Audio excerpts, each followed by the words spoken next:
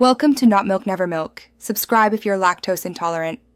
In this video, I will explain how to make French onion soup vegetarian. The most crucial step is replacing the traditional beef broth with a flavorful vegetarian alternative. Look for a rich, savory vegetable broth, perhaps one with mushroom notes, to ensure your soup has that essential depth.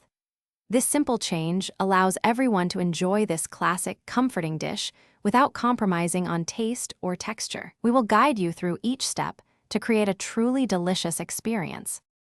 The heart of any great French onion soup, vegetarian or not, lies in perfectly caramelized onions. You will need about 2 pounds of yellow or sweet onions, sliced thinly. Cook them slowly over low heat for at least 45 minutes, stirring often. This patient process transforms them into a sweet, golden, and deeply flavorful base, which is absolutely essential for the soup's rich taste. Do not rush this step. Once your onions are beautifully caramelized, it is time to build the liquid base. Deglaze the pot with about 1/2 cup of dry white wine or a splash of sherry, scraping up all those flavorful bits. Then, add 6 cups of your rich vegetable broth. Bring it to a gentle simmer, adding a few sprigs of fresh thyme and 1 bay leaf. Let it cook for 20 minutes to allow the flavors to meld perfectly. The final step is assembling and serving your magnificent vegetarian French onion soup.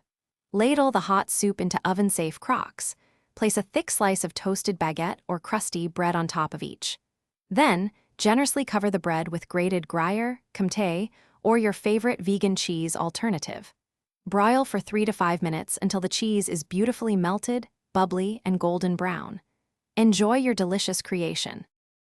Thanks for watching. If this was helpful, leave a like and consider subscribing. See you next time.